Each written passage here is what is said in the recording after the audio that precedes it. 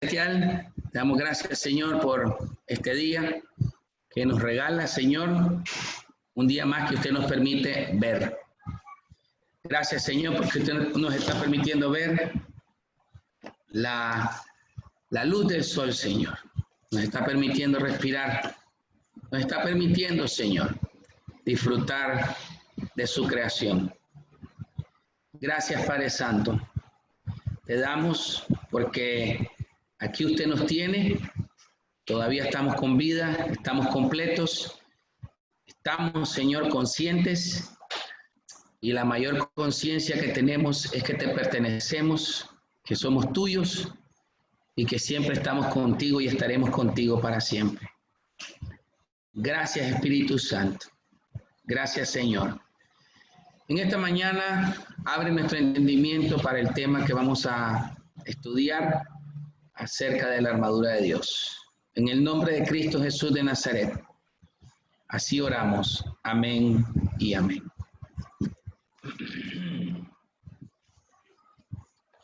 Gloria a Dios. Aleluya. Gloria a Dios. Ok.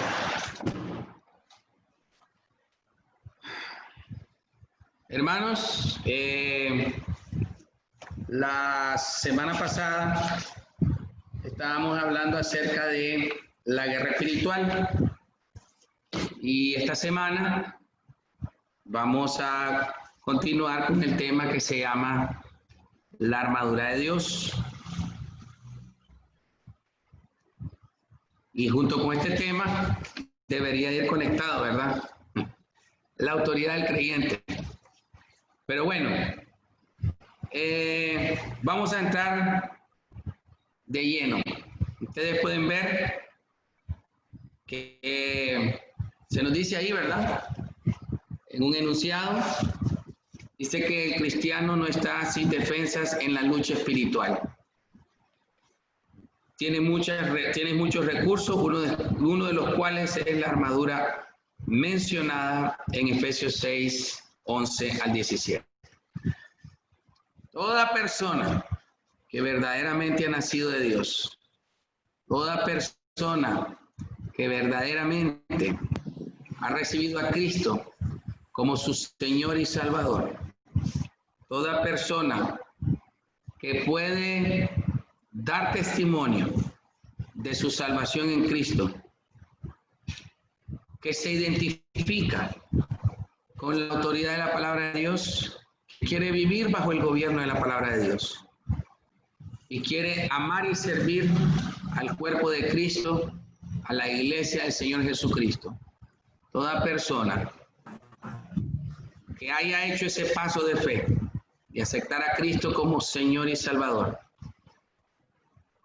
prácticamente se va a dar cuenta que sin quererlo y sin buscarlo, se vuelve un soldado o una soldada, si se puede decir, ¿verdad? Un soldado de Cristo.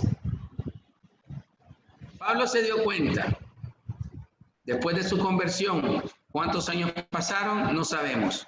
Pero él se dio cuenta, muy probablemente a través de las persecuciones que recibía o las persecuciones que atravesaba, muy probablemente a través de la oposición que Pablo enfrentó por llevar adelante el evangelio en medio de un mundo en su época plagado con un gran paganismo, un gran politeísmo, inclusive adoración al mismo César, porque en casi todas las colonias romanas había una estatua del César y todos los que entraban a esa ciudad tenían que rendirle culto a la estatua del César.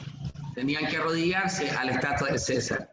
Y ese era uno de los puntos por los cuales los cristianos de aquella época eran perseguidos, porque rendirle culto a la estatua del César, que era el emperador de Roma, y era visto como un ser divino, como un dios, significaba doblar la rodilla.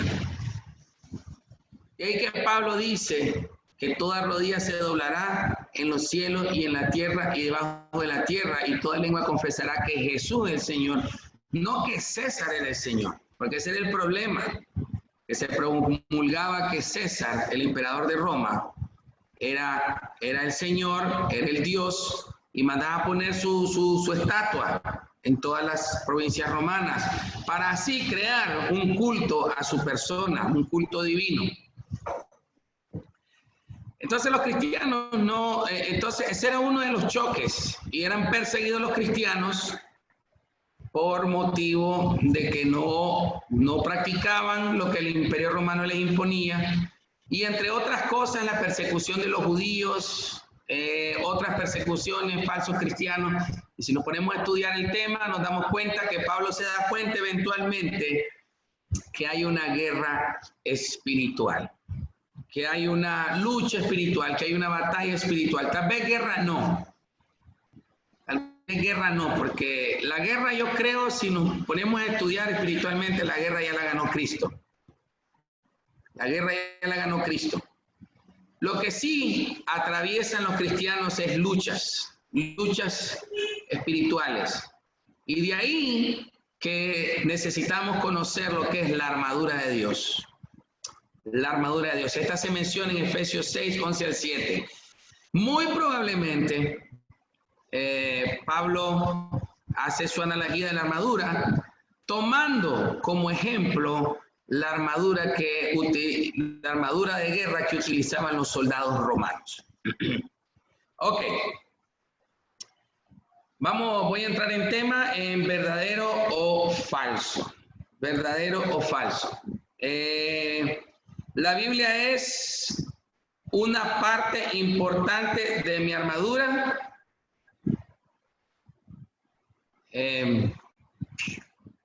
Darling.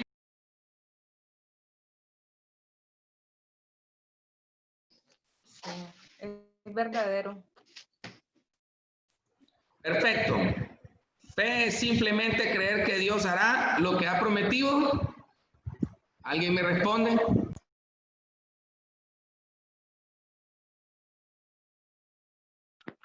Verdadero. Es verdadero. Fe es simplemente creer que Dios hará lo que ha prometido.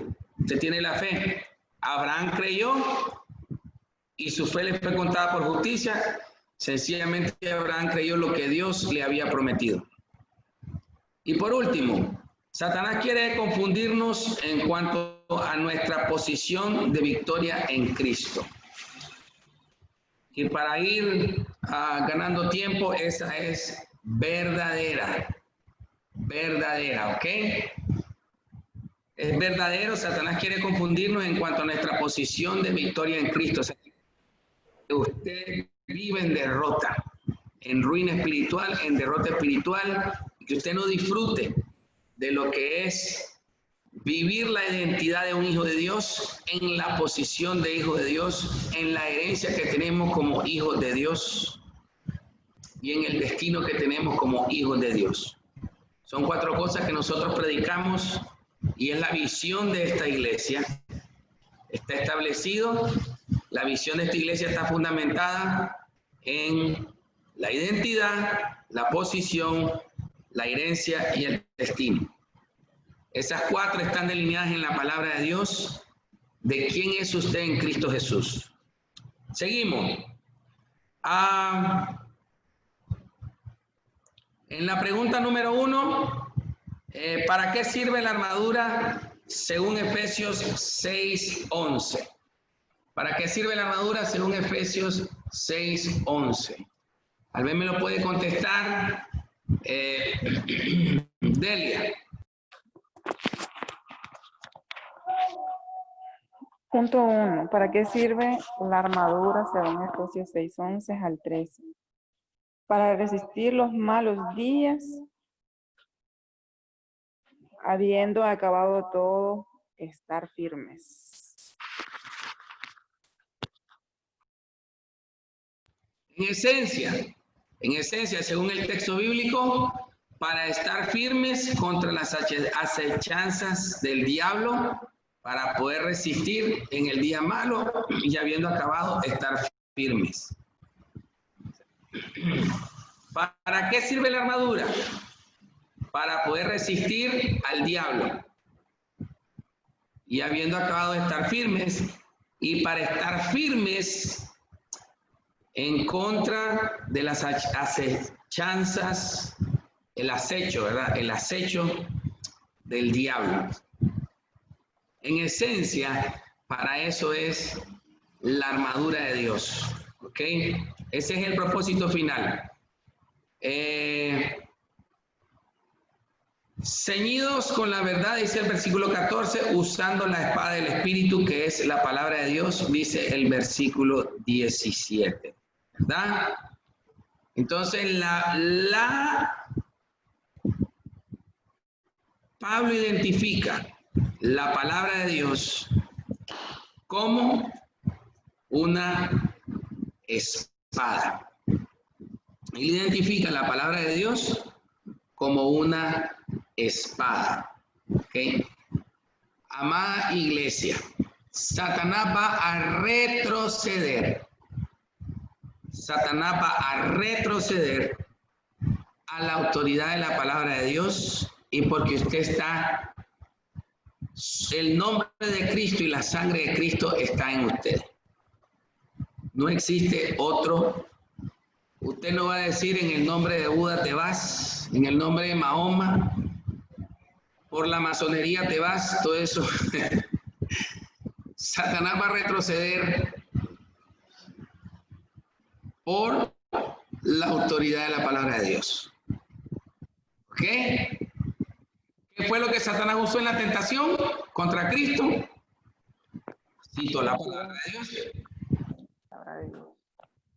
Desde el principio, ¿qué hizo Satanás en la tentación con Adán y Eva? ¿Citar qué? La palabra.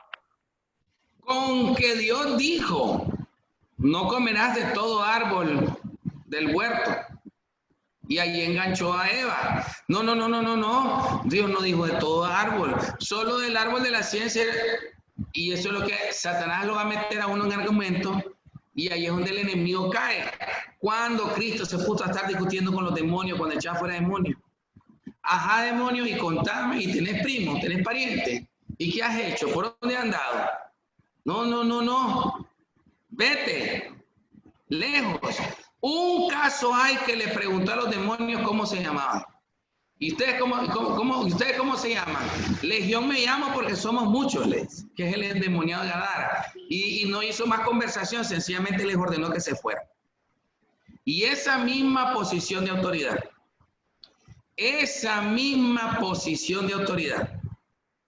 de Cristo Jesús está en usted. Y si leemos bien el texto bíblico, dice que Cristo, por la palabra, echaba fuera los demonios. Sigamos, número 2. ¿Quién me contesta la número 2, por favor?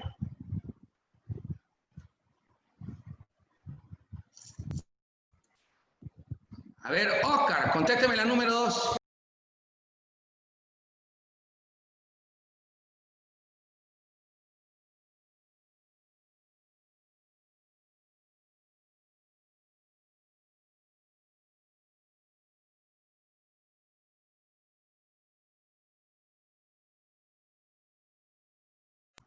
Delia, contésteme la número 2, por favor. Bueno. ¿Qué es lo que da libertad al creyente según Juan 8:32? Conocer la verdad. Y la verdad es la palabra de Dios.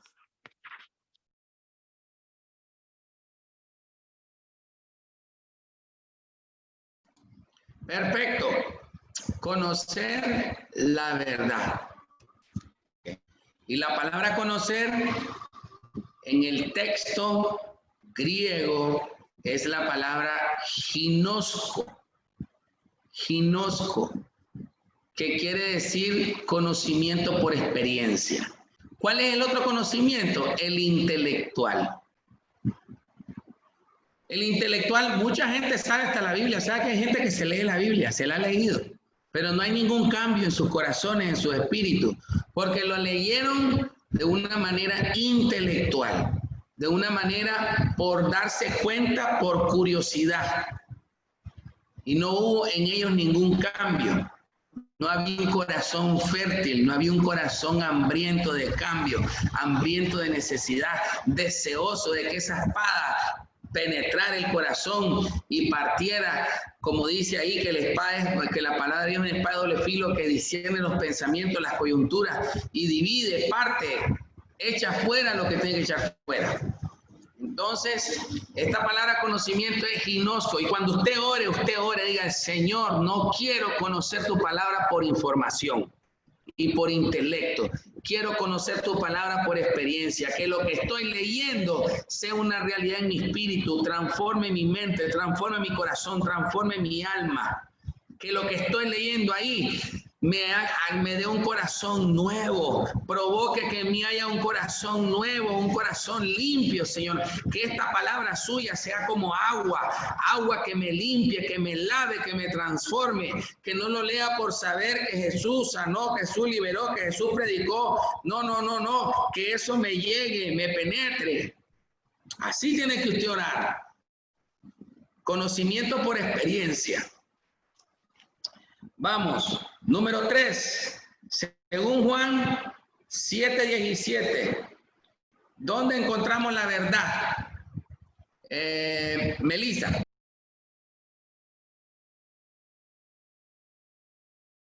Ok, número 3, según Juan 17:17, ¿dónde encontramos la verdad?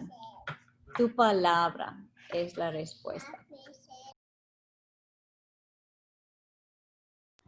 Perfecto. Vamos a lo mismo, mire.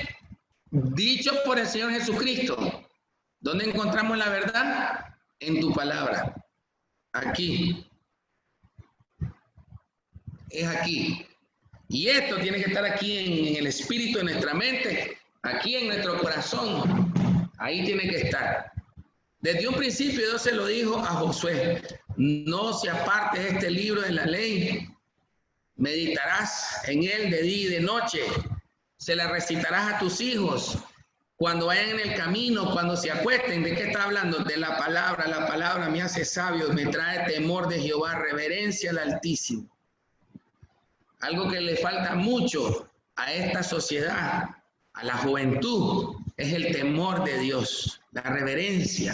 ¿Y qué es el temor de Dios? Un corazón con temor de Dios dice: no quiero pecar porque no quiero ofender a mi Dios, porque yo amo a mi Dios, respeto a mi Dios, respeto su palabra y por tal razón no quiero pecar, me niego.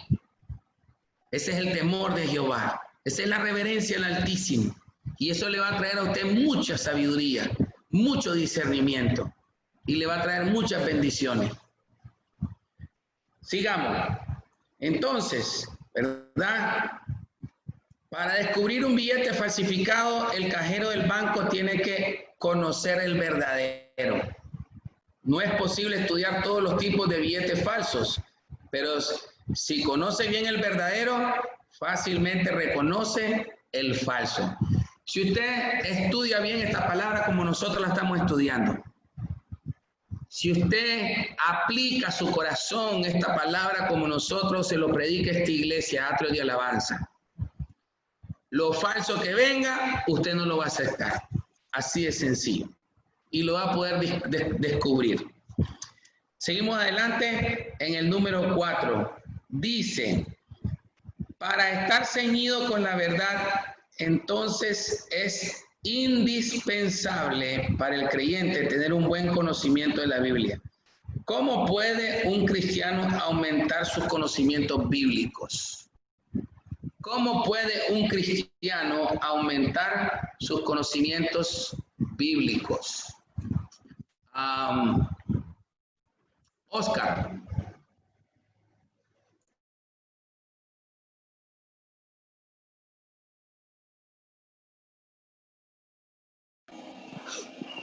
Buenos días, profe. Disculpe, solo estaba escuchando nada más.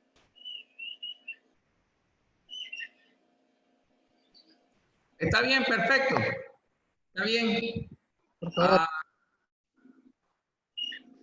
No se preocupe. Vamos a seguir adelante, no nos atrasemos. ¿Cómo puede un cristiano aumentar su conocimiento bíblico? Un estudio sistemático de la palabra de Dios. ¿Oí? Un estudio sistemático de la palabra de Dios. ¿Qué es la oración en mi vida? ¿Cuántos tipos de oraciones hay? ¿Qué es la fe? ¿Cómo puede la fe aumentarse o venir a mi vida?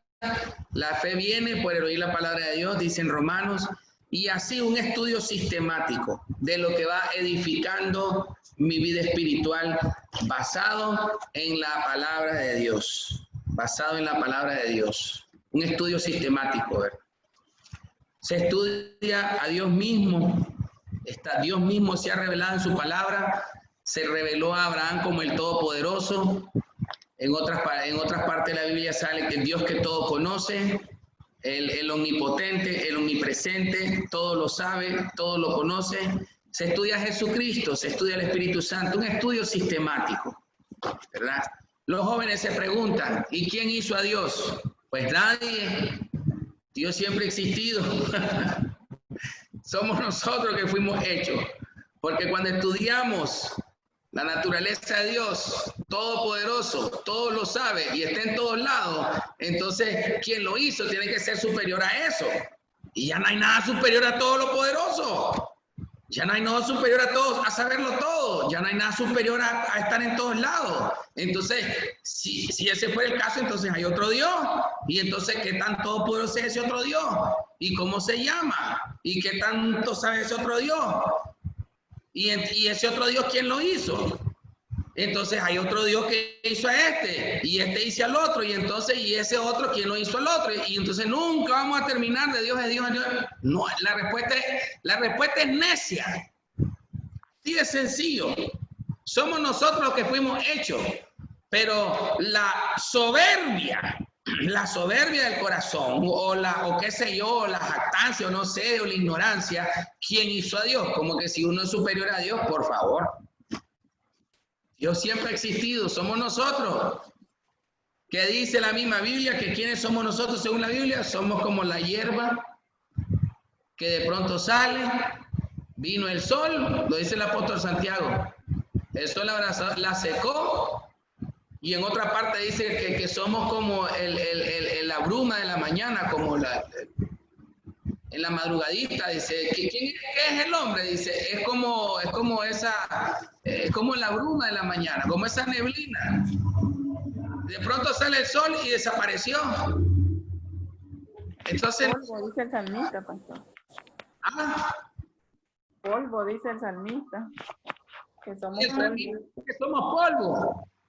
Así es. Ok, sigamos adelante. Aquí donde dice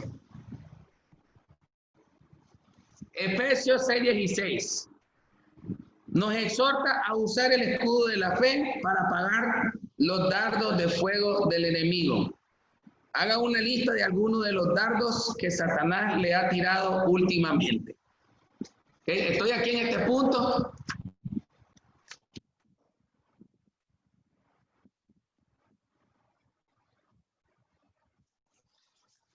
Ok, Efesios 6:16 nos exhorta a usar el escudo de la fe para apagar los dardos de fuego del enemigo. Haga una lista de algunos de los dardos de Satanás que Satanás le ha tirado últimamente.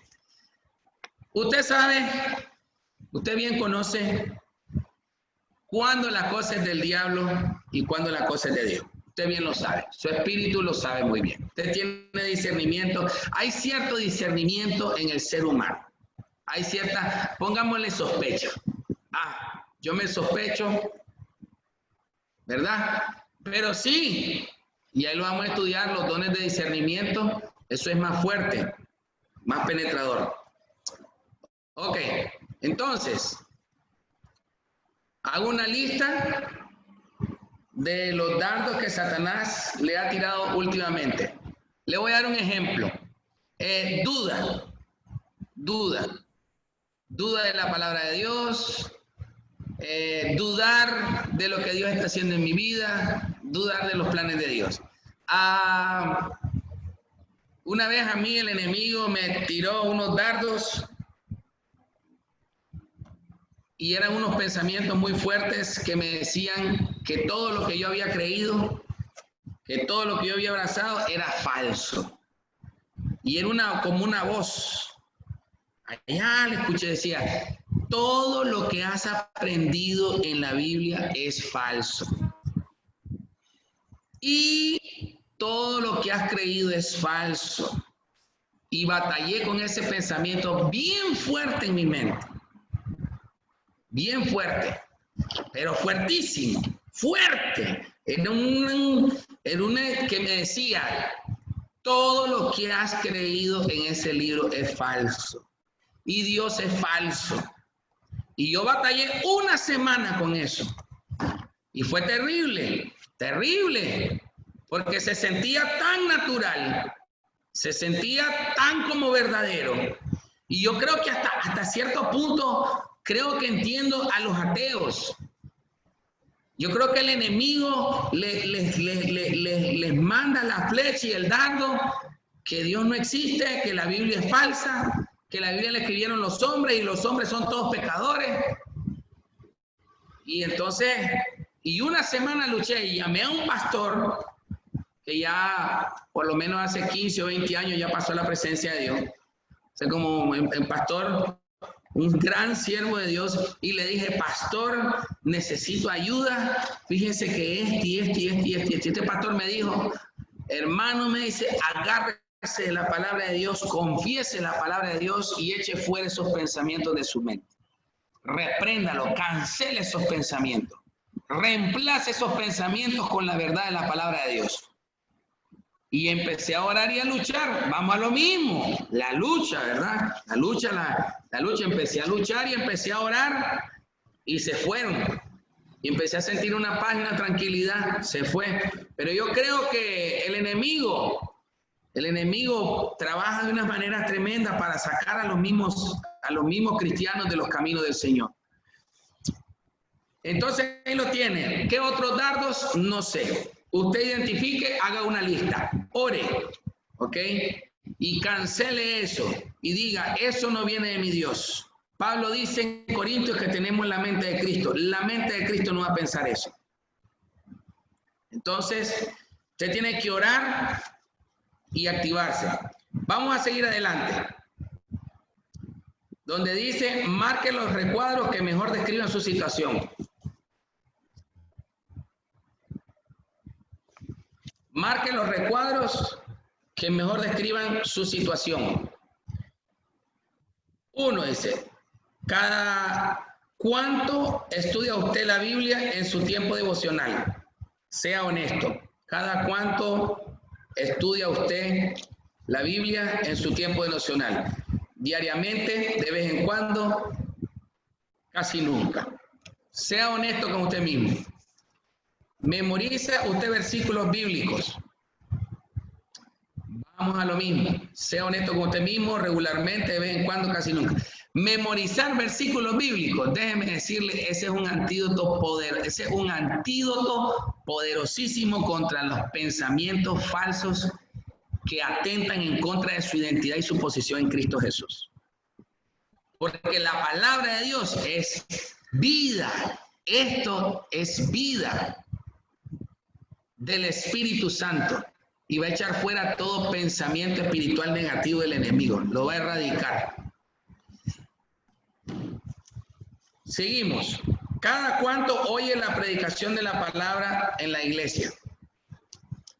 Clasifique en la escala del 1 al 10 su habilidad de reconocer las mentiras y engaños del enemigo. Clasifique del 1 al 10 en la escala del 1 al 10 su habilidad de reconocer las mentiras y engaños del enemigo. Seguimos. 5.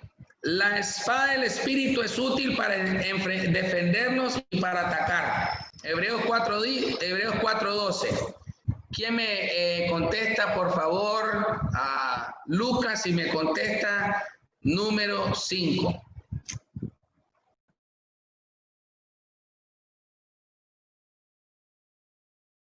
Buenos días, pastor. La espada del Espíritu es útil para defendernos y para atacar. Hebreos 4:12 dice que la Biblia es viva y eficaz para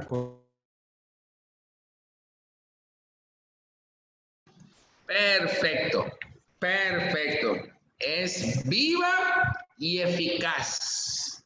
Dice que es viva y eficaz. Entonces usted está atrás, usted cuando se pone a estudiar la Biblia, usted está estudiando algo vivo y va a ser eficaz en usted, en su espíritu. Amén. Gloria a Dios. Gracias, hermano Lucas. Entonces cuando llevamos el evangelio, invadimos el territorio de Satanás, dice.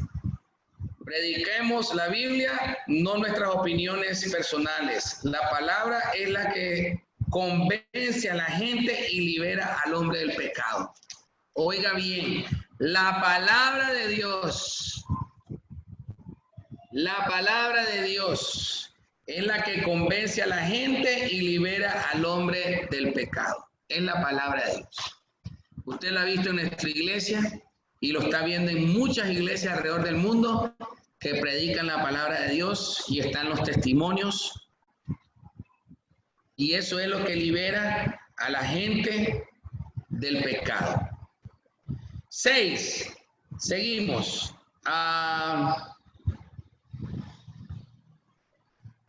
La verdad nos protege, pero es importante no solo. ¿Y quién me contesta? A ver si me contesta Indira Santiago 1:22. A ver, Bendiciones, pastor.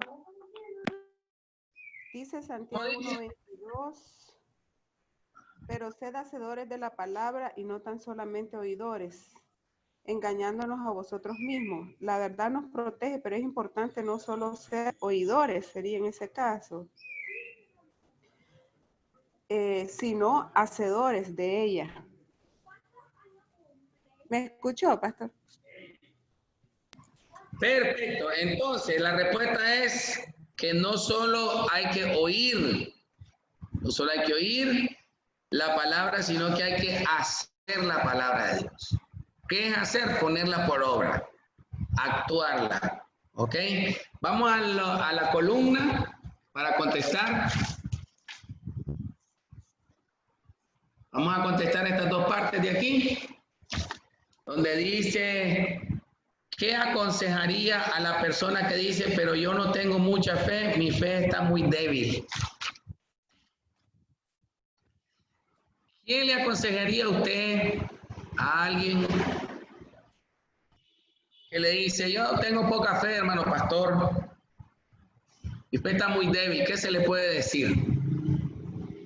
¿Alguien, por favor, me aporta? Yo tengo un versículo. El fe viene por oír y oír la palabra de Dios.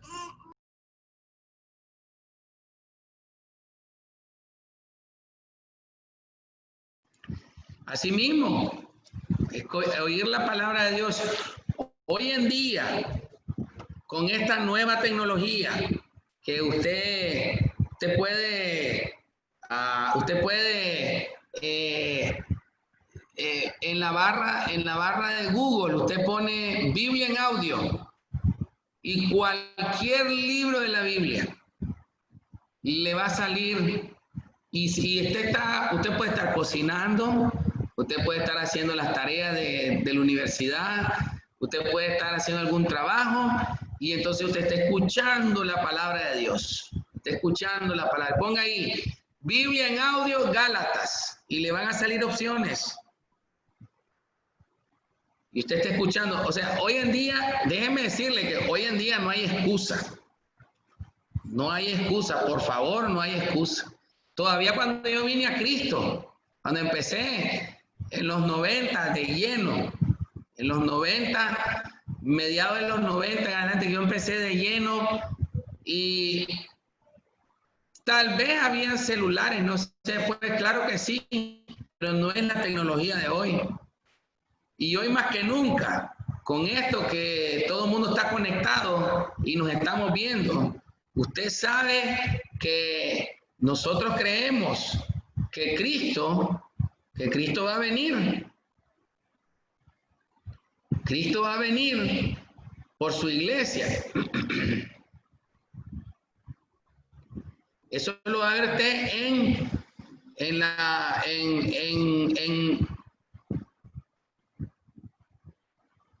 Apocalipsis 1:7. Apocalipsis 1:7. Apúntelo. Léalo. Apocalipsis 1:7. Apocalipsis 1:7. Dice, he aquí viene con las nubes, refiriéndose a Jesucristo. He aquí viene con las nubes y todo ojo le verá, aún los que le traspasaron. Y todas las tribus de la tierra harán lamentación por él. Sí, amén. Dice que todo ojo le verá. Cristo viene, pero va a venir a un solo punto geográfico en el planeta. Si, por ejemplo, Cristo viene hoy mismo y viene Cristo con sus ángeles, va a estar a cierta distancia del planeta, en el aire, con la hueste celestial, va a estar en un punto geográfico. Pongámosle Jerusalén. De pronto Jesús aparece a unos 50, 80 metros de altura con un gran ejército de ángeles. Y Jerusalén es un gran atractivo turístico. Y de pronto la gente, miren, Cristo, Jesucristo. ¿Usted cree que la gente solo van a apuntar y van a decir, allá está Cristo, mírenlo? Todo el mundo va a agarrar el celular y van a meterse a Facebook Live o a lo que sea y van a grabar a Cristo ahí de pie en las nubes con una corte celestial, y eso le va a dar la vuelta al mundo, oiga. Y ahí tiene el versículo, todo ojo le verá. Y aquí usted en Nicaragua, en Ecuador, en Chile, en Sudáfrica, en China, en Tailandia, donde sea, va a circular que Cristo está ahí en las nubes, todo ojo le verá. Todo ojo le verá. Aquí lo tiene, mire. Y como por lo general las cámaras traen un lente, es un ojo, ¿verdad? Viene siendo como un ojo. Todo ojo le verá. Así que la palabra de Dios se cumple. Para los que dicen que le escribieron los hombres pecadores. La palabra de Dios se cumple, ¿verdad? Ok, sigamos. Estábamos en, ¿qué le aconsejaría a usted? Bueno, ya lo habíamos dicho. Y abajo dice, ¿qué debemos hacer para hacer crecer nuestra fe? ¿Qué debemos hacer para hacer crecer nuestra fe? ¿Qué debemos hacer para hacer crecer nuestra fe?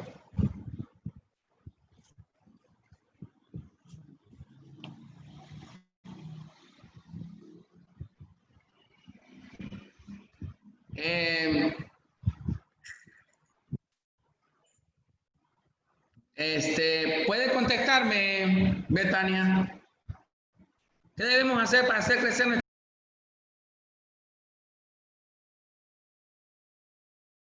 fe? ¿Cuál, pastor?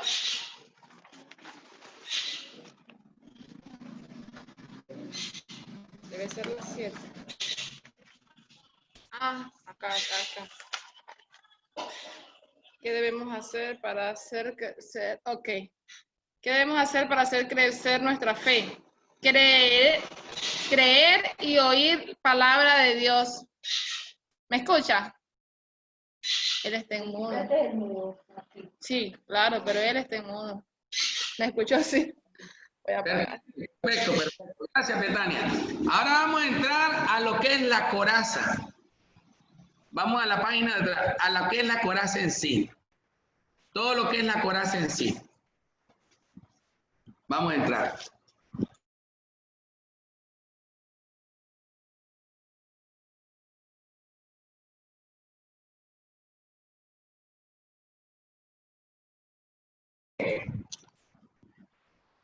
La coraza de justicia, versículo 12, versículo 14, ¿verdad? Según Romanos 3:24, hemos sido justificados.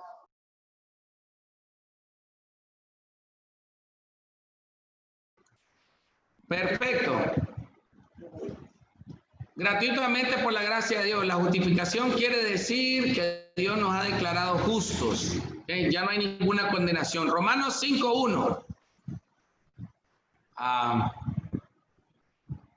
Hermana Simona.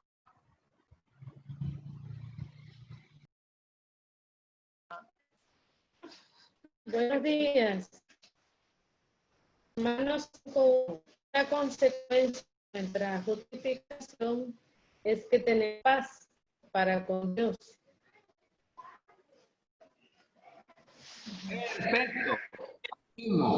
Tenemos página número 9. La justificación nos da libertad para no obedecer al pecado. ¿Qué somos ahora?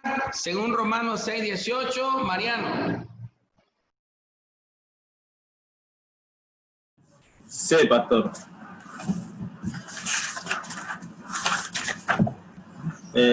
Repítame la pregunta, por favor.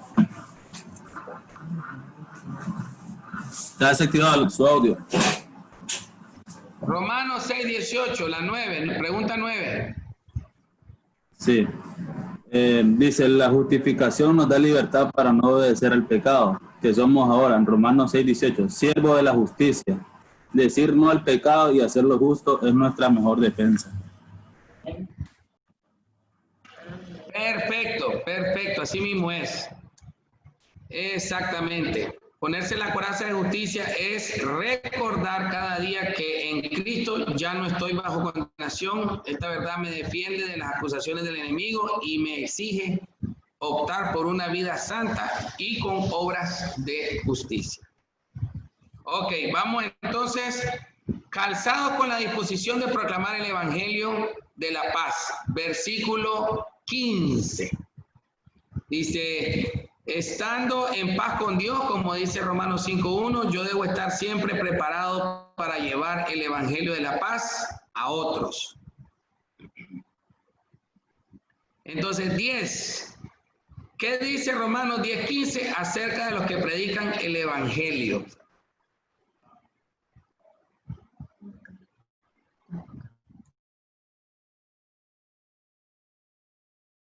Argelia.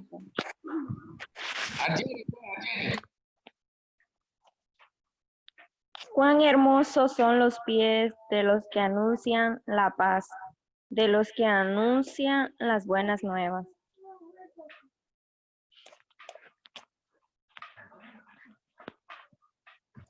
Perfecto. Recuerde que el arma que usamos para anunciar la noticia de paz con Dios es la espada del Espíritu, la Biblia. Confiemos en ella y no en nuestras habilidades para tocar los corazones duros de las personas.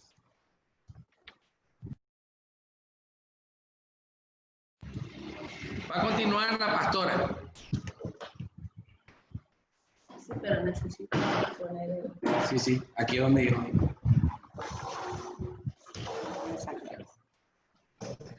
Buenos días, ¿cómo están? Qué gusto poder verlos. Dios bendiga a la persona que tuvo la idea creativa para hacer esto que se llama Zoom. En estos últimos días he estado pensando en qué Dios está haciendo en la humanidad, porque es impresionante, nunca se había visto algo que tocara toda la tierra. Y no es tan bueno lo que está tocando la tierra, es un virus, y sabemos que para nosotros los humanos eso es terrible.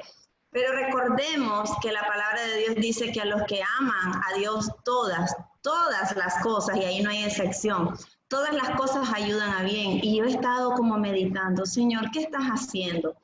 ¿Qué es lo que estás haciendo en este tiempo? ¿Por qué esto ha tocado a todos los continentes? ¿Por qué esto ha tocado a todo el planeta Tierra? Y he estado como meditando en esto. Y de pronto es interesante que la solución o la medida de prevención para este virus es sencilla: lavarse las manos, lavarse las manos. Y el Señor me recordaba, yo digo que el Señor, porque la Biblia dice que tenemos la mente de Cristo, el Señor me recordaba la santificación. ¿Y qué cosa es la santificación? La santificación es sencillamente eso, limpieza. En pocas palabras, es limpieza, es limpiarnos cada día. Y el Señor me recordaba que hay una palabra que dice, creo que 2 Corintios 7:1, dice, limpiémonos de toda contaminación de carne y de espíritu. Yo ayer lo compartí en el grupo de adoradores. Dice, para que nos santifiquemos, dice, para que seamos santos, dice, porque sin esta santidad nadie verá al Señor. Entonces, amada iglesia, en conclusión quiero compartirles lo que yo he estado meditando y lo que creo que Dios ha estado hablando a mi corazón. Que esto tan terrible ante nuestros ojos humanos es como la plataforma que Dios está usando para recordar a la iglesia que su venida está cerca. Cristo viene pronto. Jesús viene pronto. No quiero decir con esto que va a venir en agosto. No quiero decir con esto que viene en enero del 2021. Recordemos que Dios siempre va poniendo como paso a paso para llegar al cumplimiento de su plan. Dios es un Dios que para Él un día son 1000 años es un día. Él no cuenta el tiempo como nosotros. Para nosotros estos 3-4 meses ha sido una eternidad. Para Dios ha sido un día solamente, porque Él cuenta diferente a nosotros. Pero en conclusión, lo que quiero es que sus corazones sean llenos, sean confortados con esto que les estoy diciendo. No es tan terrible lo del virus, sencillamente tenemos que recordar las promesas de la palabra. Cristo viene pronto y Él solo está recordándonos que sin santidad, sin limpieza, necesitamos estar limpios, estar puros, y por eso es lávense las manos. Nos está recordando que necesitamos purificarnos, limpiarnos, porque sin santidad, dice la Biblia, nadie verá al Señor. Así es que solamente es eso. Nosotros no tenemos por qué estar atemorizados, no tenemos por qué estar estresados, no tenemos por qué estar angustiados. Disfrutemos a nuestras familias ahí en casa. Es un tiempo donde Dios nos está llamando, creo también, a tener mayor unidad familiar, porque los niños están en la casa. Antes, mis hijos, por ejemplo, pasaban toda la mañana en la escuela. Joás pasaba toda la mañana en la escuela. Y Fabito y Hazel pasaban, no sé si iban en la mañana o en la tarde, en la escuela. Y a veces los padres solo teníamos horitas con nuestros hijos. Y ahora los tenemos en nuestra casa mañana, tarde y noche. Entonces Dios nos está llamando a disfrutar nuestra familia. Dios nos está llamando a tener comunión con nuestros hijos. Aprovechemos este tiempo para jugar con ellos también. Tomemos tiempo para estar con nuestros hijos, para conocer un poco más sus gustos y para poder disfrutar con ellos. No lo miremos tan trágico, no miremos que esto es una gran tragedia y que nosotros estamos metidos en esta tragedia. Tratemos de verle el otro lado, tratemos de ver la parte positiva y qué podemos hacer en este tiempo de descanso en casa. Qué productivo. ¿Qué cosa productiva podemos hacer? ¿Qué idea creativa puede venir a nuestra mente? ¿Ok? Ok, vamos al tema entonces.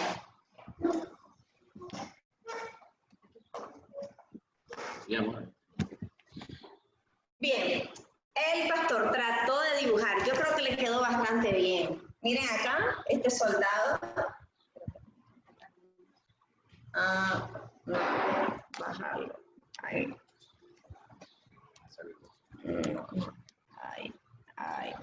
Bueno, no sé si lo miran bien. Entonces ustedes creo que ya vieron la espada del Espíritu, ¿verdad? La espada, que es la palabra de Dios.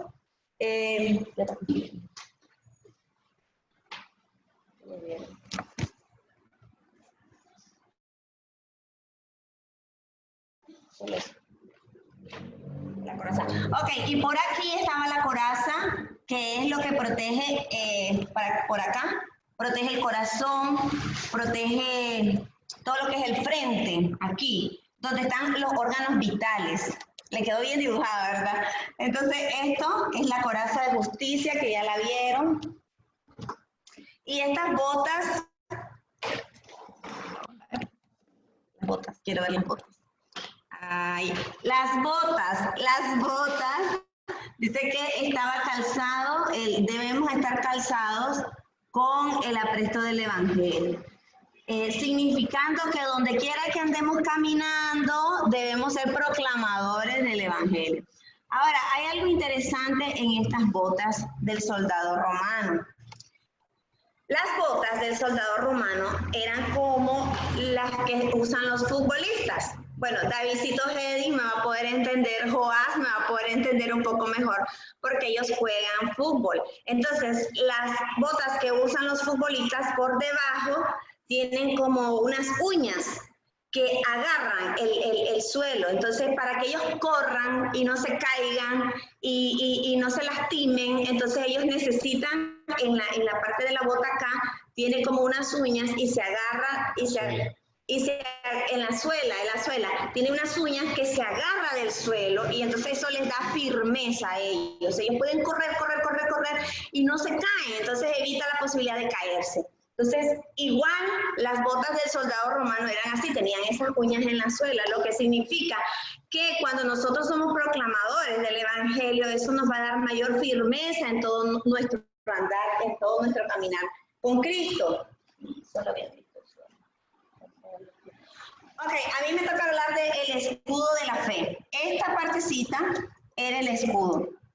Lo miran, ¿verdad? El gran escudo.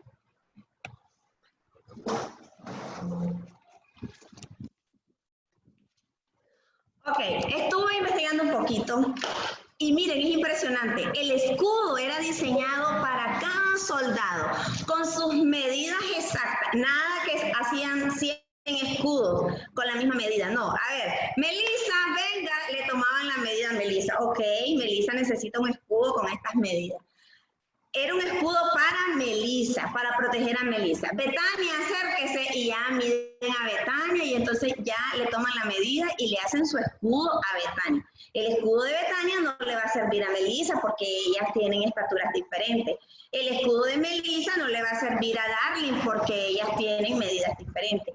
¿Qué quiero decir con esto? Que el escudo, la fe dice que es una protección. La fe lo va a proteger a usted, me va a proteger a mí de los dardos del enemigo.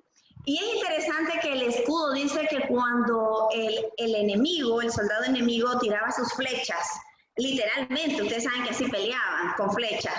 Entonces tiraban sus flechas, dice que quedaba la flecha pegada en el escudo y no pasaba al cuerpo del soldado. El escudo era una parte que lo protegía a él desde acá hasta abajo, debajo de la cintura, casi llegaba a las rodillas. Era una parte de la armadura que lo protegía totalmente al soldado, porque él tenía que enfrentarse en la guerra. Él no sabía qué tipo de armas traía el enemigo.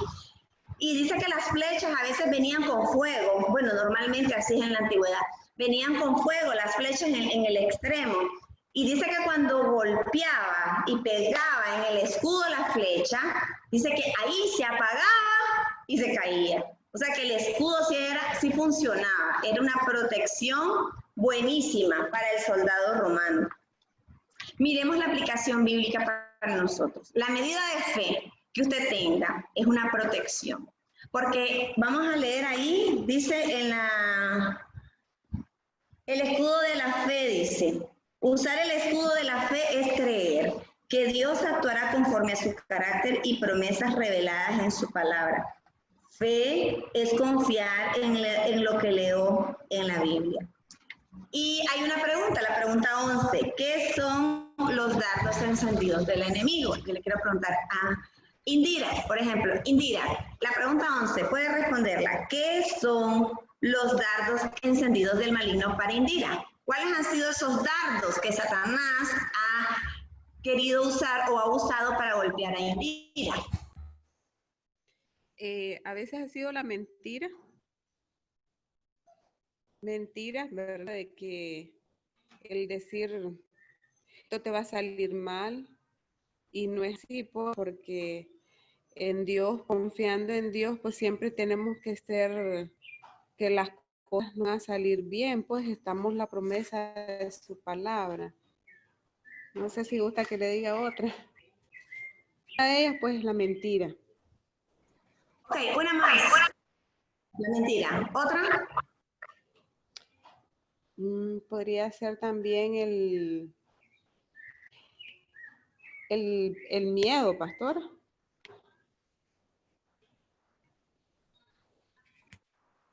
Ok, la mentira y el miedo son dardos. Si la fe nos protege, ¿qué hace la incredulidad, Melissa? ¿Qué cree usted, Melissa, que hace la incredulidad en la vida del creyente? Incredulidad es poca fe, ¿verdad? O no creerlo totalmente.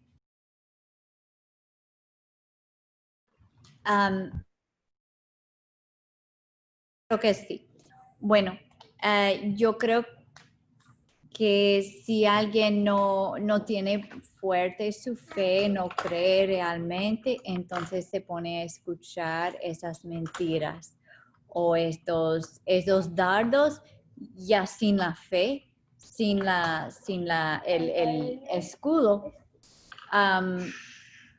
daña, duele más porque uno lo cree cuando viene una mentira, una acusación falsa, una duda, una tentación o algo así, uno cae más fácilmente como si fuera una batalla. Ok. Si la fe, si el escudo de la fe nos protege, evidentemente la incredulidad nos va a poner en una posición o en una situación de desventaja frente a los ataques, a los dardos del enemigo. Entonces, una persona donde la incredulidad es fuerte, donde todavía no tiene confianza en las promesas del Señor, porque no las conoce, entonces fácilmente va a caer, como decía Melissa, va a caer en tentaciones, o como decía Indira, fácilmente va a creer las mentiras del enemigo, las va a escuchar, las va a creer y esas mentiras van a gobernar su mente y todo su ser. Y también va a ser una persona más propensa a miedos, va a anidar miedos. ¿Por qué? Porque dice la Biblia que el perfecto amor echa fuera el temor. Entonces, donde hay temor es porque el amor de Dios no ha sido perfeccionado en esa persona. Perfecto. Vamos entonces a ver el yelmo de la salvación. El yelmo es como un casco que se ponían acá en la cabeza, el soldado. Evidentemente, si es un casco y está en la cabeza, protege la cabeza, ¿cierto? Y entonces nosotros en una batalla, en una guerra, podemos imaginarla. Y un soldado, de hecho en la realidad ha ocurrido, un soldado puede haber perdido un brazo, puede haber perdido una pierna, pero no existe un soldado que haya perdido la cabeza y que esté vivo aún, ¿verdad? Eso no existe. O sea, son órganos vitales, la cabeza, el corazón, que si se pierde, se muere. Entonces, esta armadura o esta parte de la armadura, como es el yelmo, es súper importante porque protege nuestra cabeza. Vamos a ver lo que significa tener el yelmo. El yelmo protege la cabeza porque el blanco principal de Satanás es nuestra mente. Satanás siempre va a estar metiendo cosas en nuestra mente. Como acusador, dice, ataca nuestra autoestima, tratando de convencernos que somos débiles, que somos fracasados, que no vamos a poder vencer. Su fin es convencernos de que nunca tendremos victoria, que siempre estaremos atados a los vicios del pasado, a los deseos indignos y que no vamos a poder avanzar. Eso es lo que Satanás nos dice, que no vamos a poder resistir la tentación. Pero en Cristo la Biblia dice que no somos vencedores. Le tengo una buena noticia. Me encanta ese versículo. La Biblia dice que somos más que vencedores. Eso es fabuloso. Yo no sé si a ustedes les impresiona cuando la palabra dice cosas tan poderosas de nosotros y uno se queda, yo más que vencedora, yo Adriana, yo Melissa, yo... Pero si yo soy temerosa, pero si a mí me dan miedo las batallas, usted es más que vencedor. Eso dice la Biblia de usted y de mí. Más que vencedores en Cristo, porque todos nosotros lo logramos y lo podemos en Cristo. Y eso es lo que se nos olvida. Nosotros hemos aprendido a confiar en nuestras fuerzas, hemos aprendido a confiar en nuestras habilidades. Y cuando nos comparamos unos con otros y decimos, no, yo no soy tan fuerte como Betania, es que yo veo a Betania tan fuerte y yo no, yo soy toda chiquita, toda bilucha, yo no voy a poder. Y si nos ponemos a compararnos unos con otros, evidentemente las personas a veces tienen mayores fortalezas que nosotros.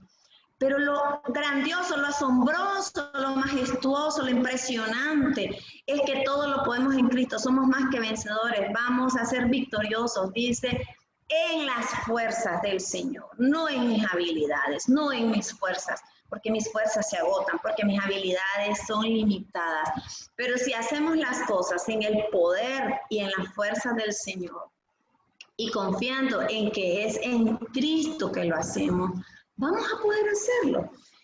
La pregunta 12, y aquí termina, ¿verdad? Beneficios que la salvación me da. Entonces yo le voy a pedir a, creo que Betania, no he escuchado a Betania.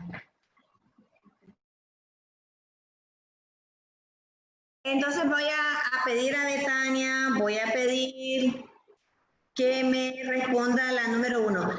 Beneficio que la salvación me da. Según Juan 1:12, Betania, ¿cuál es el beneficio que la salvación me da?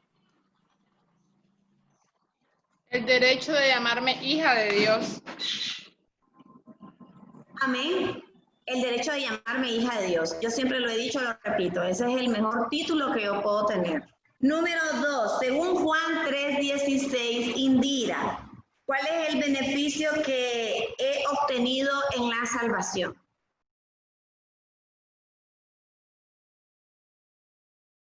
Espérame un momentito, esa no la tengo. Juan 16, el beneficio.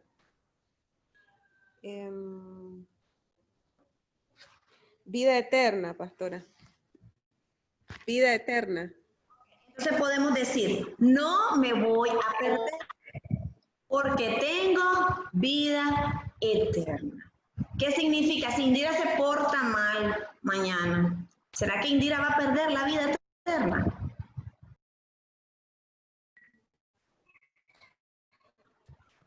¿Qué dice usted, Indira? Si usted se porta mal, ¿usted va a perder la vida versículo eterna? no.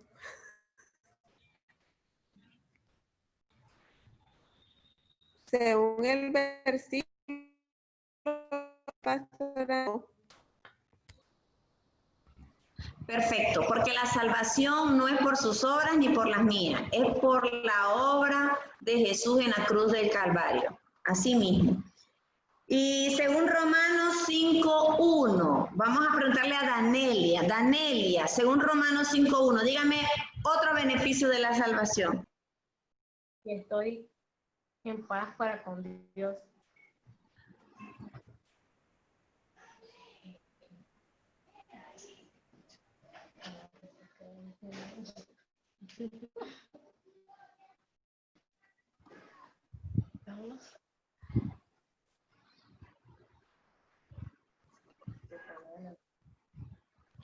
Pastora, no se escuchó. Tenía apagado el audio. Sí.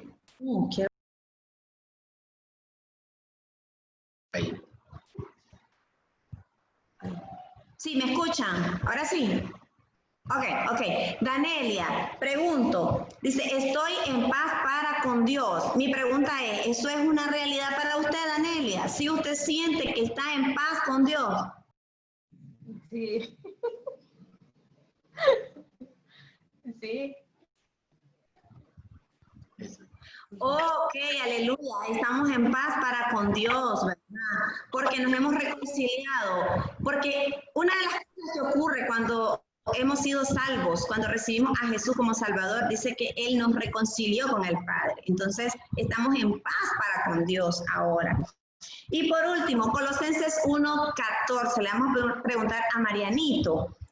Mariano, según Colosenses 1:14, ¿cuál es un beneficio que Mariano ha obtenido en la salvación?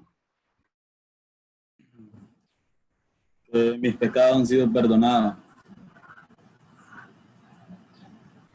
Aleluya a eso, Mariano. ¿Y cuántos pecados te han sido perdonados, Mariano? Contanos, algunos, unos poquitos, ¿cuántos? ¿Qué dice la Biblia? Un montón. La Biblia dice que todos nuestros pecados han sido perdonados, pasados, presentes y futuros. Futuros, entonces puedo pecar y ya están perdonados también los que voy a hacer. No le estoy diciendo que se vaya a pecar, solo le estoy diciendo... Se habla de abunda el pecado, abunda la gracia, ¿no?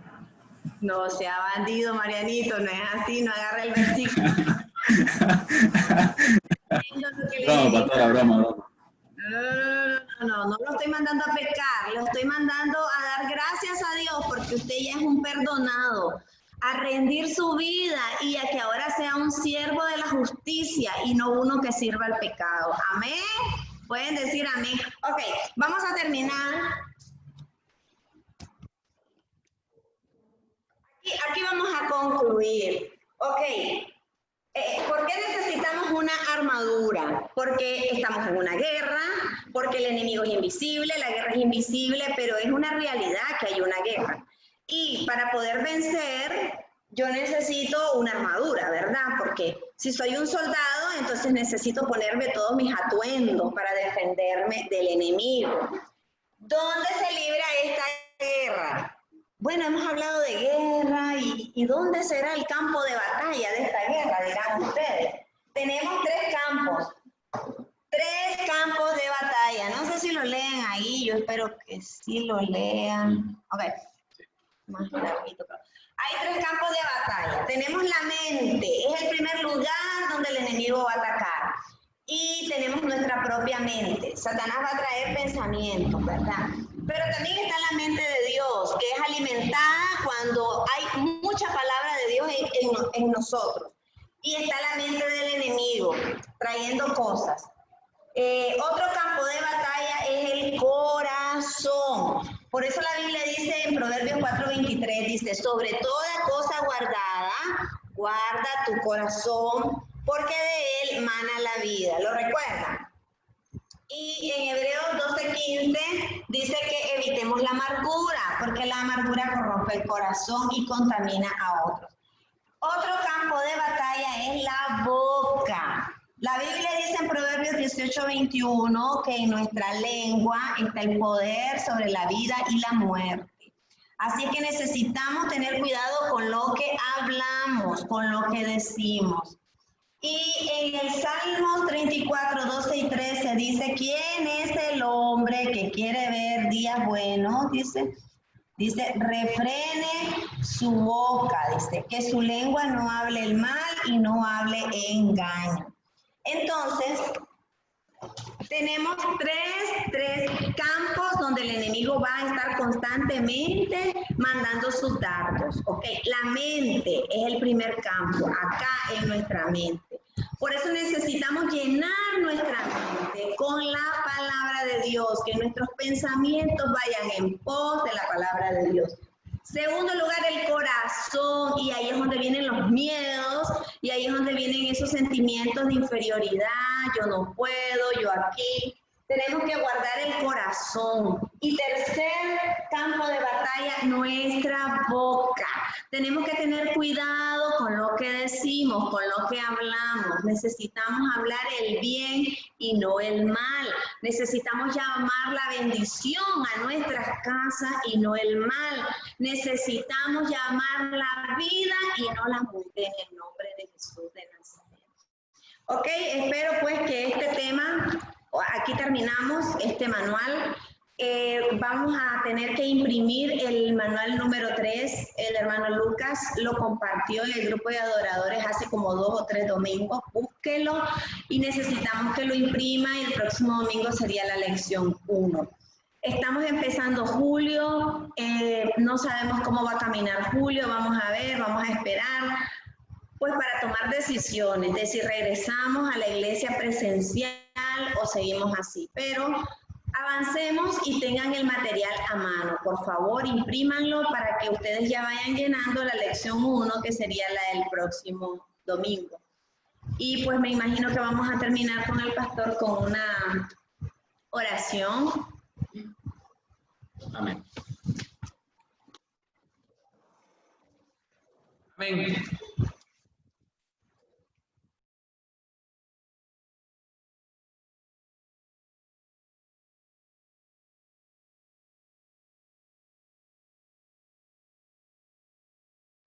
It's on mute.